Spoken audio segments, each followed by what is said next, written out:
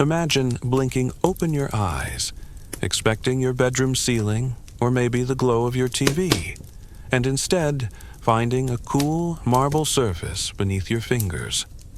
No hum from the fridge, no distant traffic, no upstairs neighbor pacing, just the faint scrape of sandals on stone.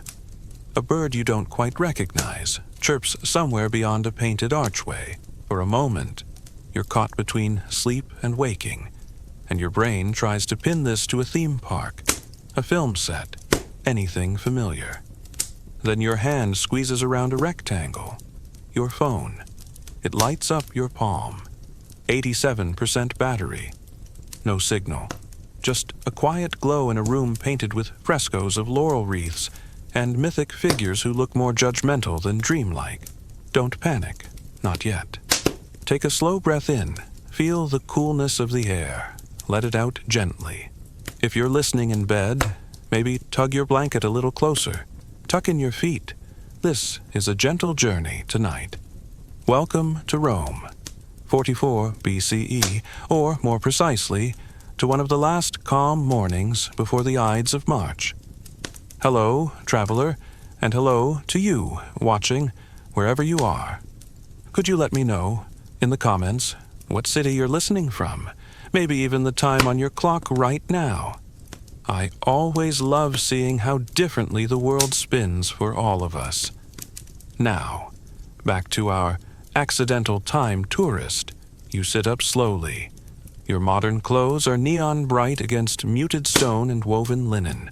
A bust of Julius Caesar stares at you from the corner. Stone eyes focused, lips caught in an almost smile. You unlock your phone out of habit, thumb pressing where it always does. It's still there, like a lifeline. No Wi-Fi, no 5G, just your cached knowledge and a battery that will only shrink from here. Someone shuffles at the doorway. A young man in a tunic peers in, eyebrows climbing at your clothes, then dipping when he notices the glow in your hand. He whispers something. Latin, you think. The word sounds like magus. Magician. You raise an open palm, gently turn off the phone's light, and say, slowly, Pax, peace. If you were here, what would you show first? The flashlight? The camera? Or nothing at all? Would you hide your only technological advantage and just try to blend in? Let that question drift as you settle deeper into your pillow. Or maybe jot it down for later. The young man retreats, then returns with someone older, wiser, maybe, or just more cautious. A scribe named Titus introduces himself, voice calm, eyes sharp. He takes in your shoes, your words, the slight tremble of your hands. He doesn't scream for guards. He asks, instead, where you're from. Far away, you say, gesturing vaguely west, beyond the pillars. Let the answer sit in that comfortable vagueness. It's Rome. Everyone has a myth about where knowledge comes from. He notices your unease and offers a cup of watered wine. Your throat tightens, old instincts from every traveler's warning sign about water. Still, you take a sip. You smile. You're safe for now. And more importantly, you're useful. Titus leads you toward brighter rooms, talking about the city's noise, the politics, the heat. He drops Julius Caesar's name into the air as casually as someone today might mention a city mayor. The dictator is busy, he says, but perhaps someone beneath him will see value in your tricks. You breathe, slow and deep. 87%. No sudden moves. Let's just get to lunchtime. You're escorted through narrow streets lined with market stalls, dates, olives, bolts of cloth. Everything smells like olive oil, dust, and something vaguely sweet. Like burned honey, the chatter in Latin blends into a soothing hum. You register only a few words here and there. Bread, ships, prices. The city breathes in midday warmth, and you try to match your steps to its rhythm. No rushing. Just steady, quiet moving. Titus brings you to a courtyard owned by a minor official. A man with a scroll, a ring bearing a wolf's head carved into it. Interesting. He's polite, suspicious. You reach for the safest reveal. Not photos, not videos, just the flashlight. A quick click. Light flares, then vanishes. Captured sun, you explain softly. It helps read in the dark. It helps heal wounds at night. No one screams this time. They lean in, whisper. That whispering could go either way, witchcraft or wonder. But for now, it's leaning toward wonder. A small, happy victory. You bow, thumb flicking to airplane mode. Your battery thanks you. Now, imagine yourself. Would you explain battery and electricity, or would you call it a rare lamp from my homeland? Which framing lowers fear? Rome respects engineering, but it fears unchecked novelty. Let that play in your thoughts as you exhale. You're halfway through the day, and you're still alive. They ask for more. You show a page of text on your phone, nothing too personal, maybe a saved first aid PDF. The text scrolls, their eyes widen, many pages in one, Titus murmurs, a codex of light. You nod, but you don't offer to hand it over. You're firm. It's delicate and easy to break. I'll show what's needed. Boundaries matter, even in antiquity. So you propose something small. A demonstration tomorrow. Boiled water versus unboiled. A leaf watered with one, another untouched. A simple, visible change. No faith required, just eyes. They like that. Romans respect a proof one can see, taste, touch. That night, lying on a straw mattress in a borrowed cloak, you open a notes app. Dim brightness until you can barely see your own text. You type, teach hand washing without scaring them. Invisible pests, not microbes. Explain boiling water as victory over hidden worms. Use bread mold as one example, but carefully.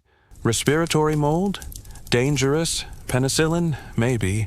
Slowly. Find allies. A physician, a soldier, a housekeeper, a bath attendant. You scroll further.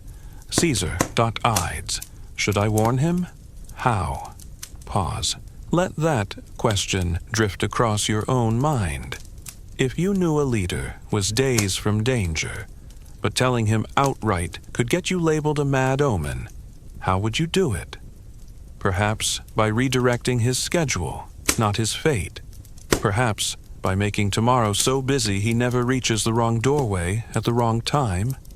Your eyes slip closed. Your phone reads 84% now.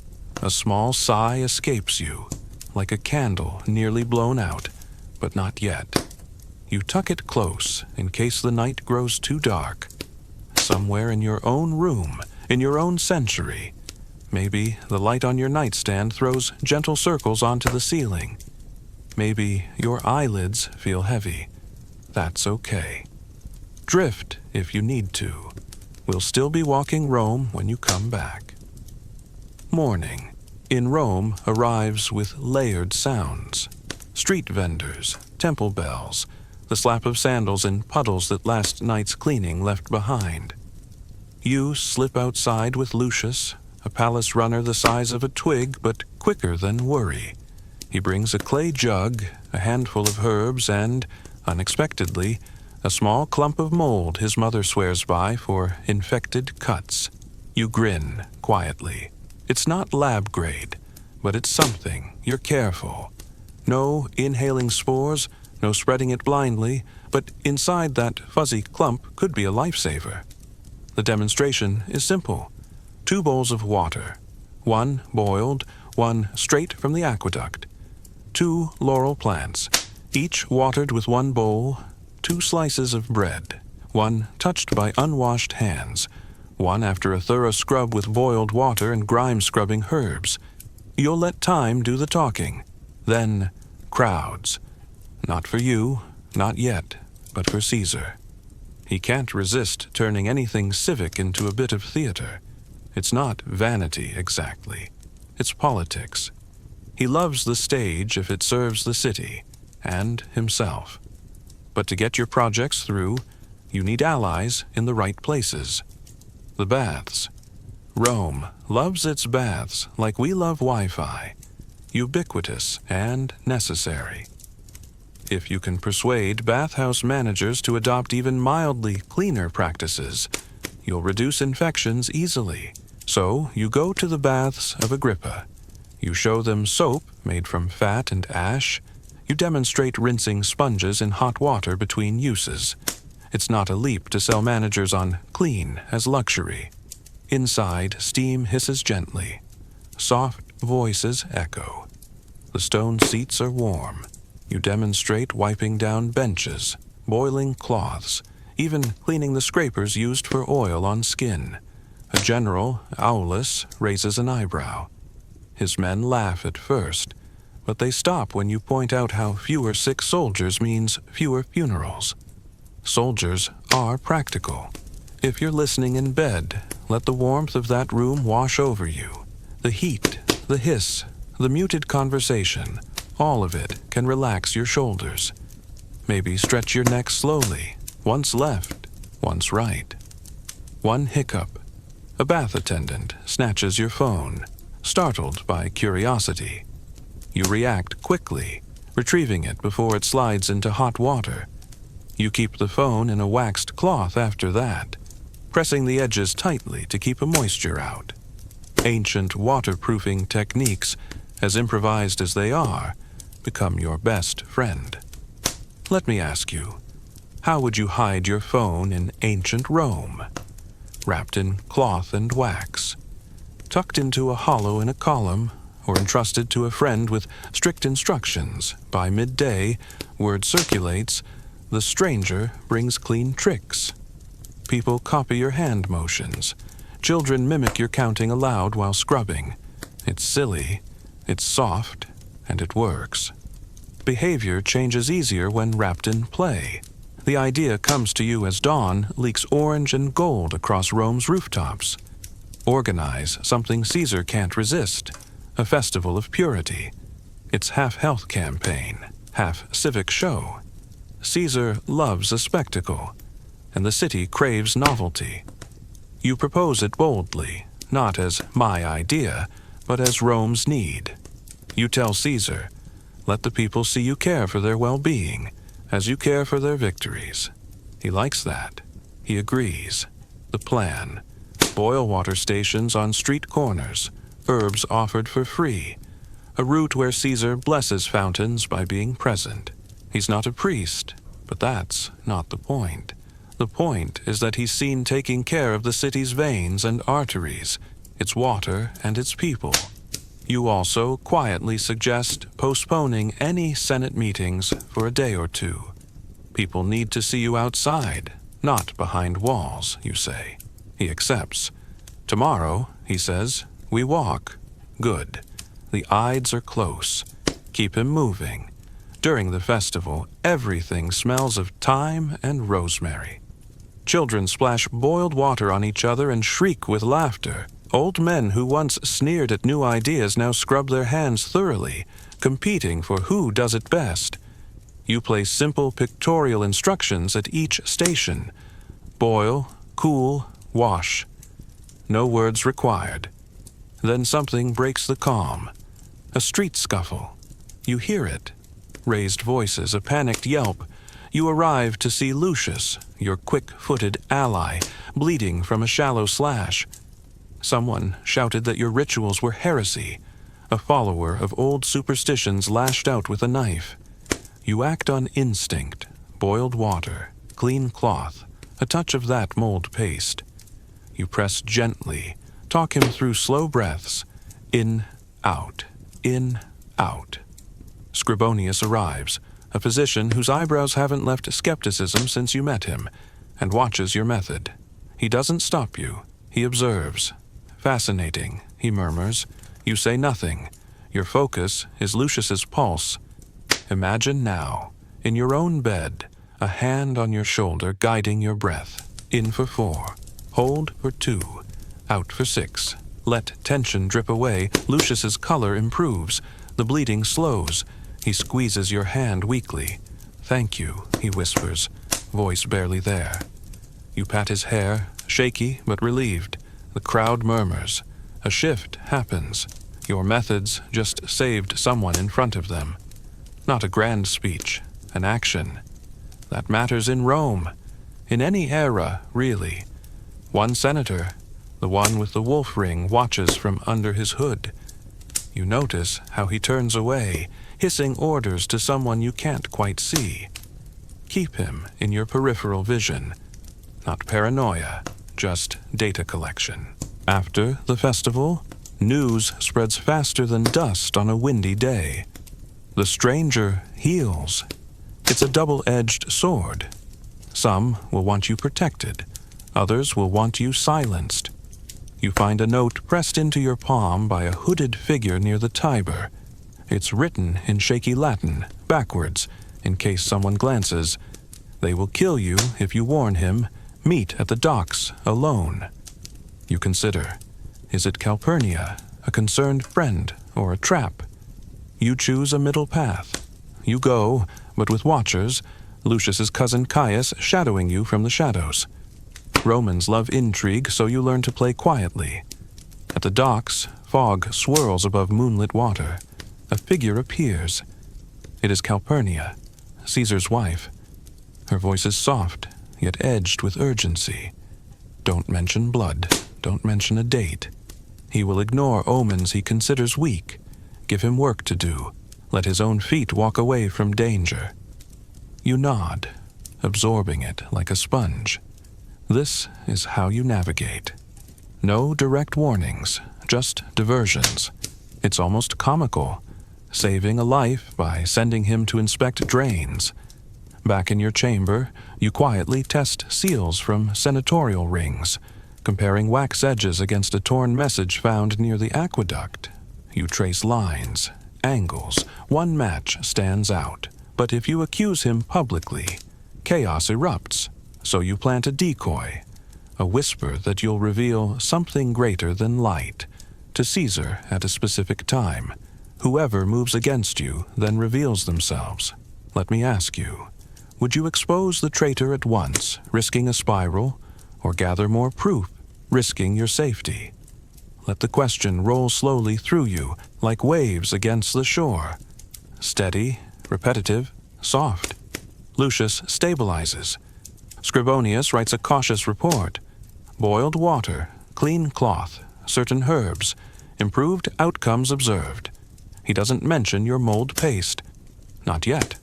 You suggest a slow introduction of the idea, maybe through ointments, not names. Keeping some things under the radar gives them time to work before superstition catches up. You form a small network. Lucius as messenger, Calpurnia as schedule influencer, Scribonius as medical legitimizer, Aulus as muscle when needed. Caesar agrees to extend the festival. Another day, another blessing. Good. Every hour matters. You create a dead man's switch on your phone. A recorded message, naming names, giving instructions, stored with Lucius in case you vanish. It's grim, but you're practical.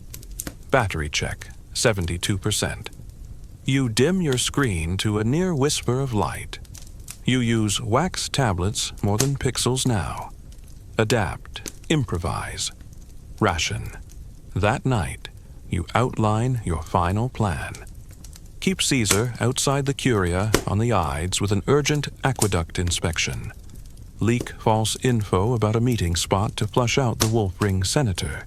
Ensure Lucius has enough supplies and instruction to handle infections if you're detained. If all else fails, pass your sanitation protocols to the baths, to families, to soldiers.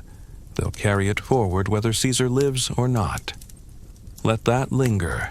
You can't save everything. Focus on the leverage points that matter most. It's early morning. The streets hum. Caesar's guards prepare. Antony eyes you with a mix of suspicion and reluctant respect. You suggest a public works emergency near a key aqueduct. Cracked stone, potential contamination. Whether it's real or a staged demonstration, no one questions that Caesar would want to see it. He's a builder at heart. Calpurnia feigns a fever in the night, tells him her dream was filled with red. He frowns, strokes her hair, and promises caution. But caution for Caesar usually means bringing more guards, not staying home. So your job is to keep him moving. Not home, not Senate, just elsewhere. At the aqueduct, you show him mineral buildup, cracks, places where water might stagnate. You point, here, boil from this section, reroute from that. His eyes narrow. He sees the engineering challenge, the possibility of praise for public care. Meanwhile, your decoy location knowledge leaks. The Wolf Ring senator sends a lackey to intercept you. Aulus catches him. Evidence secured. You don't crow. You don't gloat. You simply make sure the information lands in the right ears at the right time. Picture yourself here, if you're still awake. Stone arches over your head, cool shade flickering with torchlight. Caesar nodding, acknowledging your usefulness without saying it.